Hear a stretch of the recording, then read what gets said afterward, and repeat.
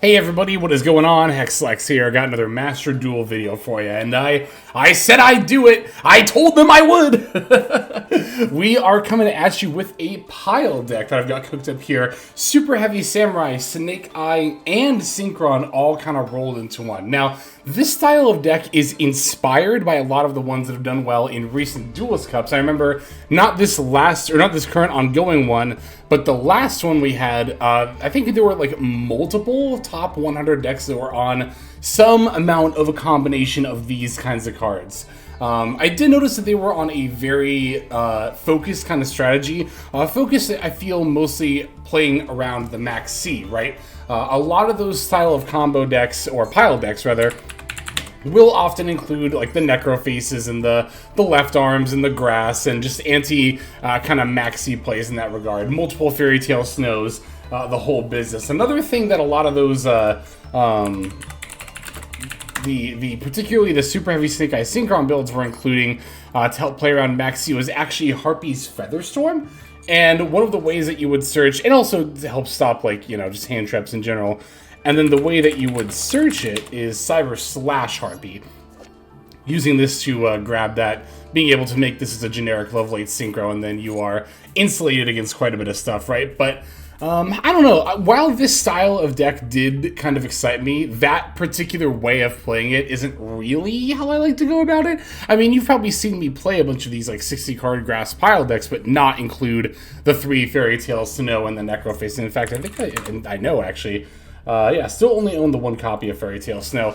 And it's not for any, like, moral reason. Like, I know a lot of players will take this opportunity to be like, well, I'm not like those other 60-card players. You see, I don't do cringe deck-out strategy. Like, no, I honestly, if you're, like, invested in playing competitive Yu-Gi-Oh! And, like, you're out here calling certain legal strategies cringe, like, you're wasting, you're wasting your mental, like, focus on the entirely the wrong thing, right? So, no, the reason I don't play this kind of strategy is because, like, I don't want to craft 2 more Fairy Tale Snow. That's mostly what it comes down to. I don't think I would enjoy that style of deck enough that'd be worth it for me to craft 2 Fairy Tale Snow. Personally, that's just my own personal take. So I decided to kind of take my build and focus a little more on going like all in on just like the combos, right? Yes, Maxi exists. Yes, Nibiru exists. Of course, these cards are out there, but like, who cares? Like, I just want to play a big pile combo deck, even if it's not like the most viable thing in the world. I'm gonna have some fun along the way. And actually, these all blend together like better than you might think. Again, I talked a lot towards the beginning of the season about using Super Heavy as an engine. This is kind of one of those strategies where I wanted to do it because the Super Heavy engine can actually pivot you into either Snake Eye plays or Synchron plays, just depending on how you open. One of the more common ways in particular to pivot into Snake Eye plays is to use some of your Super Heavy cards to go into Infernal Flame Banshee. This is a generic rank 4. I actually pulled this when it first came out, but I believe this is actually the first deck I'm using it in. It's a generic rank 4 where you can detach a material to take a power monster from your deck and either add it to your hand or send it to the graveyard. So after you've made, like, you know, at least one of your Omni Negate synchros, if not maybe, you know, another synchro on top of it, right? It's not hard to have 2 level 4s after that. You could take, like, you know, even like Scales plus Wakaushi, something like that, and then overlay those 2 into the Infernal Flame Banshee. Then you detach, add Poplar, Special Poplar, and then you add, where is it? The OSS, and then boom, now you can go into a Snake Eye line. So, again, very, very easy to do that. It's also easy to like do plays in general and then just kind of pivot into the junk speeder afterward. For example, like if you're doing a combination of Super Heavy and Snake Eye plays, again, not terribly difficult to have like maybe a Wakaushi and then one of your level 1 non-tuners left over. Boom, you go into junk speeder and then now you can like start popping off all over again. So when picking and choosing what cards from each engine I wanted to play, a lot of what I was doing was kind of looking for like the bare minimum to do like a combo line with, right? So like for the Super Heavy stuff, we of course have the Wakaushis, as well as the 1 Big Benki, 1 Scales, 1 Soul Peacemaker, the 1 Soul Piercer because it is at 1, otherwise of course I'd be on more. And then just the, oh actually I didn't even put Scarecrow in my extra deck, that's right. I thought about putting Super Heavy Samurai Scarecrow in my extra, but ultimately just decided that I didn't have the room, because it's kind of the thing too, right? Especially with Junk Speeder locking you into synchros, you do have to be mindful about that. Not only when you're playing, but also in the deck building phase, right? Because, like, yeah, it might be more tempting to add more links for, like, the Snake Eye stuff, and then, of course, the Super Heavy Samurai stuff, but if you do that and you're left with too few synchros, then you start a game where you have to begin your plays with Junk Speeder, and now, oops, I only have like 5 other synchros in my extra deck besides the Junk Speeder to go into. So, like I said, just trying to strike that balance in the deck building phase, I think is one of the most important aspects of playing a deck like this. So, for the links, we just have like the bare minimum to do some Snake Eye plays, right? Still ending on like, you know, the Flambridge, pulling the IP out of the Spell Trap, and then going into SP, as well as the Promethean Princess for follow-up in the Yard. The Ambluel, we need some kind of a fire link for to be able to link off the Promethean Princess, right? So, gotta make sure that we're still having those bases covered. So really, yeah, the X-Trek is a main area where that, like, balance kind of has to exist, but it also exists in the main deck as well. We're on 60 cards, even though we're not playing Grass, because we definitely want to make sure that we're fitting all of these engines, as well as a good amount of hand traps. As you can see, we are still on a good number of hand traps, again, more than we would normally play in a 40-card deck, because we're on 60, of course, so... let's see here. I mean, I don't know. I feel like this is another one of those pile decks where, like, while it is a lot to look at the same time, it's like, it's kind of self-explanatory. As long as you know how to play all 3 of these decks, you can play this deck in particular. But, one of the last inclusions of the deck was actually the playset of Reborn Tengu, because I was looking through the list and I realized, like, you know, I don't really have a lot of normal summons, and I don't really have as many non-tuners as I would like, so decided to throw those in, and I have been, like, very, very impressed with Reborn Tengu, not just as a means to combo off with, like, Synchron stuff, of course, but also actually paired very well with the Super Heavy Samurai cards in this build, and also just all in all is a pretty good, tool in general, right? Like, there were games where even if I got disrupted or had a slow opening, if I had, like, Reborn Tengu plus any other monster, you can just link those 2 into IP and then summon another Reborn Tengu from deck, and then now you have an IP into SP going into the opponent's turn, which, of course, again, that by itself is not a lot, but, again, if you're getting hand-trapped multiple times, or if you kind of brick a little bit, it's definitely better than nothing, so... yeah, Reborn Tengu, like I said, I've been very impressed with. Also another level 4 to help go into the rank 4 Infernal Flame Banshee. If you detach, of course, you don't get the Reborn Tengu, because that's a face-up card, leave the field to get the effect, and, you know, season materials are not on the field, but still just having more level 4 bodies to help make the Banshees is always welcome, so... Yeah, a lot of how you play, like, we're not looking to do the same combo line in the same order every time at all. Not at all with a deck like this. It's extremely dependent on what you open. Very, very dependent on that. So, I'm like, do I want to break this list down card by card? I feel like maybe I should, just because it's a pile deck. Let's go ahead and do that real fast, and then we'll start looking at some duels here. So we're on 1 Cyphering Driver, 3 Effect Veiler, 2 Droll and Lockbird, 2 Jet Synchron, 1 Super Heavy Samurai Soul Peacemaker, 1 Snake Eye Ash, 1 Snake Eye Oak, 2 Snake Eyes Poplar, 3 Max C, 2 Cyphering Gear Gamma, 2 Assault Synchron, 3 Super Heavy Samurai Motorbike, we got 3 Ash Blossom and Joyous Spring, 2 Revolution Synchron, 3 Reborn Tengu, 1 Super Heavy Samurai Scales, 1 Super Heavy Samurai Soul Piercer, we got 2 Stardust Synchron, 1 Stardust Trail, 3 Diabellstar the Black Witch, 1 Snake Eyes Flamber Dragon, 1 Nibiru the Primal Being, 3 Super Heavy Samurai Prodigy Wakaushi, 1 Super Heavy Samurai Monk Big Benki, 1 1-for-1, 3 Tuning, including the alt art, 1 Stardust Illumination, 2 Bonfire, 1 Original Sinful Spoils Snake Eye, 1 Synchro Rumble, 2 Call by the Grave, 1 Cross-Out Designator, 1 Wanted, Seeker of Sinful Spoils, and then 2 Infinite Impermanence. That's our 60-card main deck. For the extra, we're on 1 TG Hyper Librarian, 1 Junk Speeder, 1 Stardust Charge Warrior, 1 Stardust Dragon, 1 Cyphering Word Omega, 1 Excel Synchro Stardust Dragon, 1 Baron de Fleur, 1 Bestial Dissipator, 1 Crimson Dragon, 1 Infernal Flame Banshee, 1 Lake Kariba, 1 IP Masquerena, 1 SP Little Knight, 1 Promethean Princess, Bestower of Flames, and finally, 1 Amphibious Swarm Ship, Ambluel. Whew. Alright, there's our list. Let's see these games. Okay, so I actually have 4 duels for this one, but this first game is only going to be 1 turn. It's going to show off most of my turn 1 combo, just because I want to show you just kind of an idea of how this deck does like to play a lot of the time. Still in the Duelist Cup here, and this is a phenomenally good opening hand here. I have access to, of course, my super heavy stuff, as well as potentially Snake Eye stuff, but this is also a hand where it should not be difficult at all to work in the Junk Speeder as well.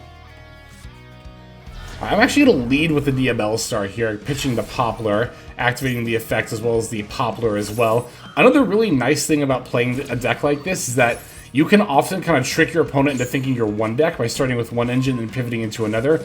But in this case, I think I do actually just want to go into super heavy stuff next. Of course, want to do that before I put the original Sin in the graveyard. So we're going to Wakaushi for the Big Benki F, going to add the Soul Piercer. Normal summon the Soul Piercer. Now I'm going to sync the Wakaushi and the Soul Piercer for the Excel Synchro Stardust. By the way, very important to do this now with this particular hand, because if I want to dodge Nibiru, I have to do it right now, right? Diabell Star was summon 1, Wakaushi, wherever it is. It's in the X-Ray, of course. Wakaushi 2, Soul Piercer 3, Assault Synchro Stardust 4. Now, granted, the Motorbike will be 5, but because I am playing the Stardust in my extra deck, I could just go into the Baron de Fleur off the Excel effect, and it would be unaffected, so... Gonna chain block the Excel effect with the Soul Piercer, and then chain block that with the Wakaushi. Opponent did have an imperm for the Excel Stardust Dragon here. However, we have Synchro Rumble, but even if we didn't, like, we have so many ways to combo off here, it just, like, so doesn't matter. Alright, so that's negated, but like I said, we do have Rumble, so I'm gonna grab that anyway, revive the Motorbike. Wanna make the Baron de Fleur now, just while we can. Not even while we can, just, you know, before we start really doing more stuff here. Alright, so now I'm going to Pend Summon. This might have been a little bit early. I might have done the OSS, you know, first, but I wanted to Pend Summon the Scales now while I had a chance to. Now I'm going to grab the Jet Synchron, and here's where we're going to pivot into the Junk Speeder. Now, this is something that you'll probably often have to do when playing a deck like this, is that you'll have to make a decision point of which engine you want to play into. And I thought about it, and I was like, yeah, I could do Snake Eye stuff, but, like, I didn't feel like a Snake Eye board plus Baron was that impressive, so I decided to just go for the Junk Speeder instead. We have plenty of non-tuner bodies out, so I'm going to Junk Speeder here. And even though I only get 2 tuners, this is still, I think, way better than doing a Snake Eye board here. Soul Piercer, I'm going to add a Wakaushi for potential follow-up. Gonna summon out Stardust and Revolution Synchron. I want Stardust Synchron to add the Illumination and then also for its own effect to revive itself. Similarly, I want the Revolution Synchron for its effect to revive itself. I already have a Jet Synchron in the graveyard that can revive itself, so that's why I prioritize these 2 tuners in particular. Honestly, more for that than even their levels, because I have a lot of different, you know, options as far as what I can make level-wise here. Illumination, I'm gonna mill Trail, because I'm not really planning on summoning Stardust here. I'm actually going to go for Omega, and then I'm going to start hand ripping. I'm going to use the Omega to rip the first card, which is going to be a Saurus, which is probably Voiceless Voice then. Going to tribute the Rev Synchron for the Stardust Synchron. I get to bring back Stardust Trail, then I'm going to use Jet Synchron effect, pitching Wakaushi to bring it back, and now I'm going to use these 2 to go into TG Hyper Librarian. Alright, cool. Now from here, I'm going to use the Illumination effect to change the level of the Synchron, and I think my opponent's about to concede here. Yeah, so basically the idea is that Illumination was going to bump the Synchron up to a level 5. 5 plus 7 is 12 for Crimson Dragon, then Crimson F on Baron for the Bestial Dissipator. That gives me 2 draws of Hyper Librarian, by the way. From there, we can go into the Dissipator can bring back the Omega and get yet another hand rip in on the opponent. So that was what the rest of turn 1 was going to look like. We're going to get 2 draws and then do another hand rip as well before passing over to our opponent. So that's why I say we got to do most of the turn 1 combo, which is why I still wanted to show this game. But again, also very much wanted to show it to give an idea of, like, just how out there this deck's combo lines are, just because of, like, the style of deck that it is. But it's cool. This is the kind of thing that I thrive on, honestly. The creativity, not only in the deck building process of, like, okay, how can I put together 3 different archetypes and make them work, but also the creativity that's required each individual game, navigating the line and figuring out the way to get the most bang for your buck by combining all these decks. So, all right. Of course, like I said, we have 3 more games we're going to check out that are going to be definitely more than 1 turn. Let's go ahead and see the next one. All right, hopping into our next duel here. This one's going to be 3 turns, so we'll definitely, let's see how this one plays out. Okay, we're going second. And we opened Ash Blossom. In a deck like this, I mean, we do play more hand traps than average, of course, to kind of make up for, this game, that's right. So, we do, of course, play more hand traps than average in order to kind of make up for, you know, being on 60 cards. But, yeah, opponent led with the Majesty Pegasus, Necro Valley, and then a couple of back rows. So, I wasn't really quite sure if this was, like, some kind of a Panda deck, taking Necro Valley, or if it was a stun deck that was just doing some Panda things. Either way, the Necro Valley does present a little bit of an issue for a deck like this, but it doesn't mean we have zero plays under it. I'm going to start with the Trail going for the Dia Bellstar here. I'm going to use the Dia Bellstar F to set the original Sin directly from the deck. I'm then going to activate Tuning to grab myself an Assault Synchron. Let's mill the top card, which ends up being Ash Blossom. Opponent is going to Droll and Lockbird here. Now, while the Necro Valley alone doesn't necessarily stop me from making plays, the Droll absolutely does. Oh, also, I do need to talk about something else that I just remembered about this game. So, when I special summoned the Dia Bellstar, my opponent got past priority, and then I was asked if I wanted to activate the optional effect on summon.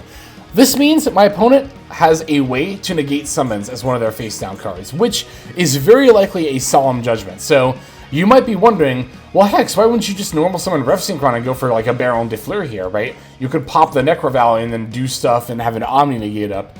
But you know, again, we're using that information that the game is giving us here. Again, the fact that my opponent got past priority before I got the on summon effect optional activation tells me they have a card to negate the summon. And if I just walk into that by synchroing for Baron here, I am almost assuredly going to lose. So definitely do not want to be doing that. I'm just going to battle over the Majesty Pegasus, set the Rev Synchron to set it up for a future play, and then pass. Because now I've set myself up in a situation where I could get another, like, sizable non-tuner, right? And then use those to go into a synchro play, maybe bait out the Psalm, and then do another play afterward. So, but it doesn't seem like our opponent really wanted to play that game. They got a little impatient to say just concede right off the bat, which is a shame because I genuinely feel like that was shaping up to be a pretty interesting duel.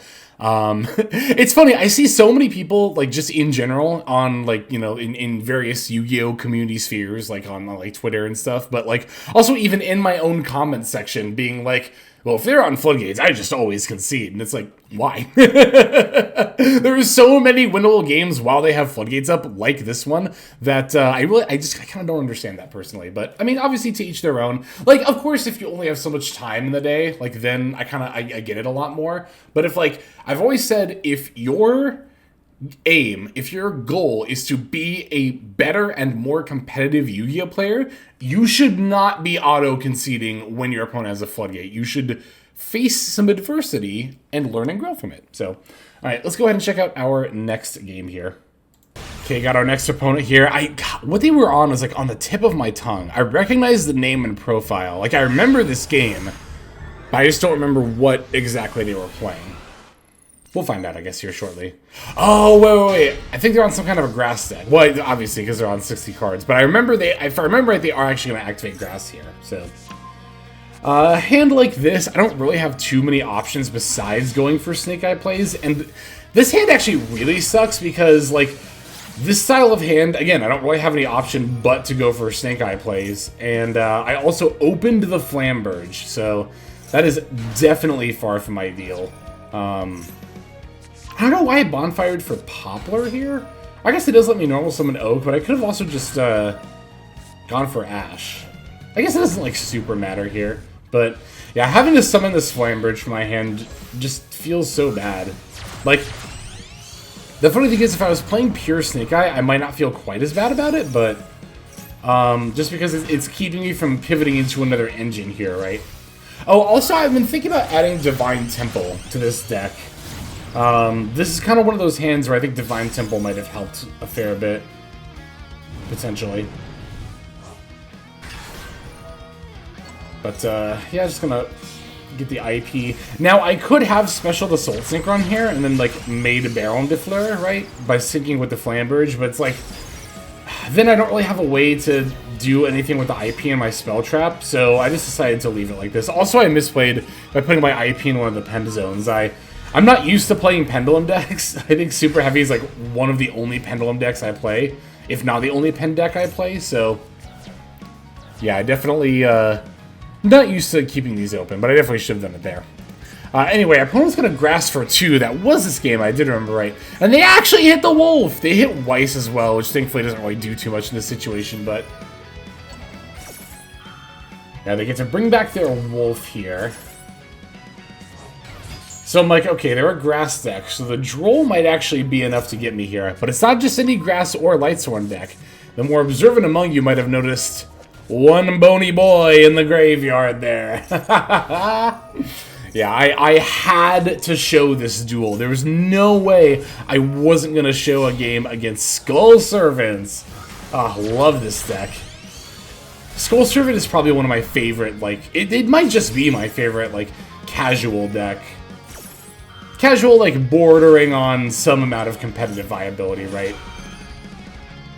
Here it looks like they're going to have a Gate Guardian. Well, because I was just thinking about Gate Guardian being another one of those kinds of decks I like. We're going to have a Call By, that card, for my Flamberge.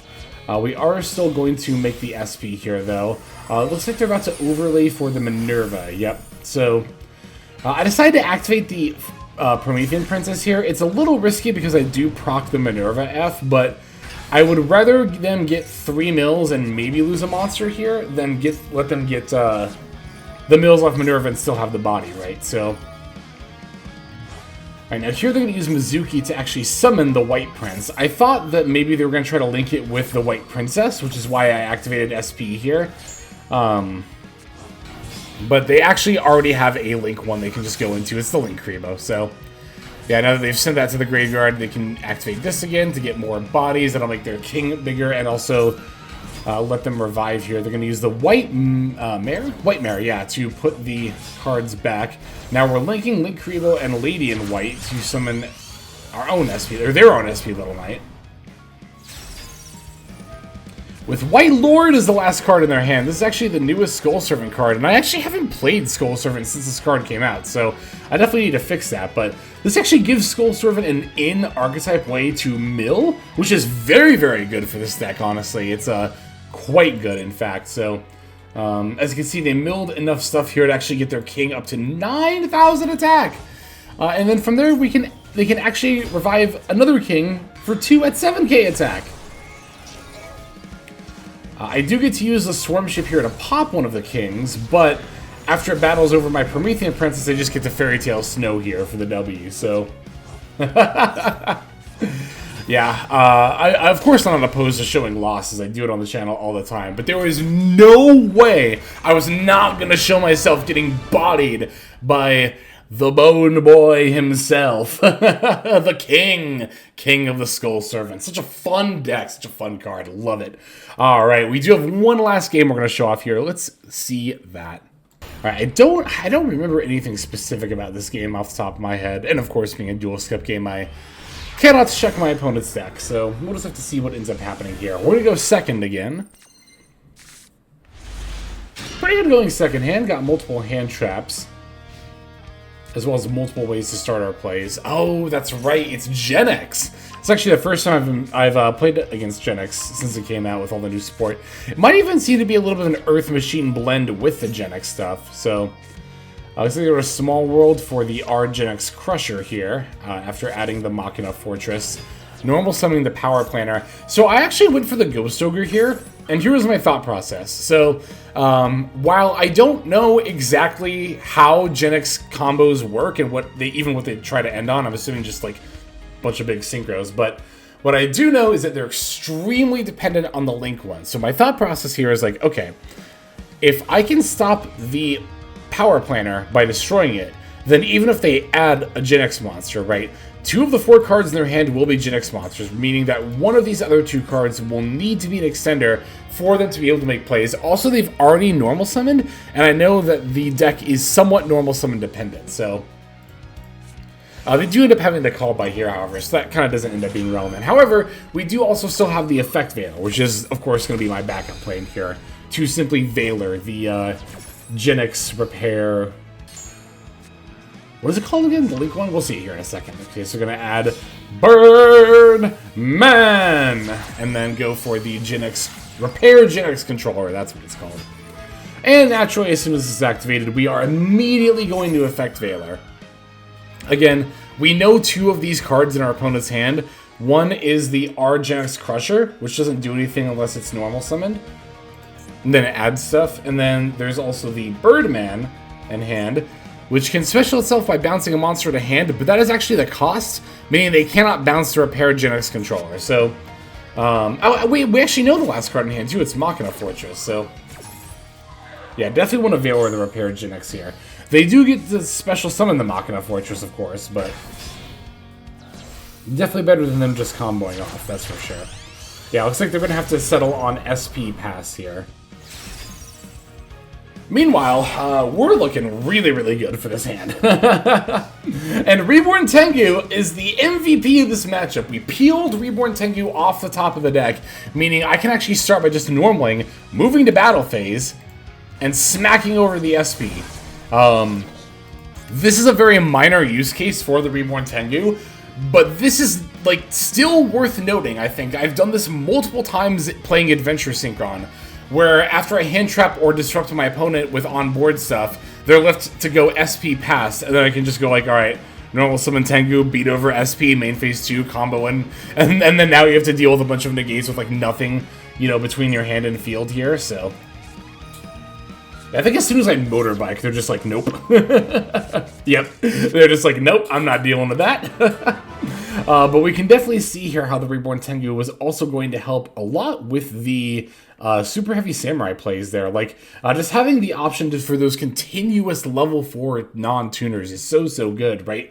We could pen scale the Wakaushi, effects to special, to pen scale the Big Benki, to add the Soul Piercer, to equip Soul Piercer, to sync for Assault Synchro Stardust, to bring back Motorbike as well as trigger Soul Piercer F, to add, we also pen scale the Wakaushi doing that. We go into Baron de Fleur, and then we also have,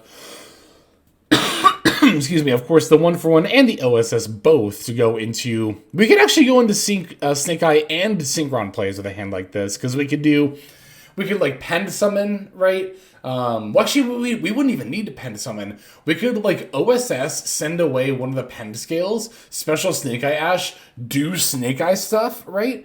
I guess we'd have to leave Wakaushi up. But anyway, it was definitely doable. Somewhere in there. So, anyway. That's gonna do it for this video. I hope you all enjoyed this deck. I had a lot of fun putting this list together and then playing it. It was all very off the cuff, but it felt good. It felt fun. This is, again, a lot of what I really enjoy about playing Yu-Gi-Oh! Is these pile decks and the creativity that comes with both building and playing them. So, all right. Let's just move on now to our outro. Hey everybody, Hexlex here. Just want to give you a huge thanks for watching all the way to the very end of the video. Believe it or not, that is actually one of the best ways that you can support the channel, is by watching the videos in their entirety. But there are many ways in which you can support the channel if you are so interested. The names that you're seeing on screen here, I gotta give an extra special thanks to, because these are people who have chosen to either become a member on YouTube, which if you're interested you can do as well via the join button next to the subscribe button down there, or have signed up over on Patreon and become members there. Link to that is going to be in the description below. Without the support that is being offered by, again, all the people that you're seeing on screen right here, I would not be able to take the time to dedicate to uploading daily YouTube videos. So thank you so very much. But there are also other ways you can support as well. Again, link to the description below. If you like my deck tracker that you'll see in a lot of my videos, the Untapped Companion, you can download that for free, and if you use my affiliate link down there, then that also goes a long way towards supporting the channel. That's, again, free. So is subscribing here on YouTube. That's also free and a huge way to support.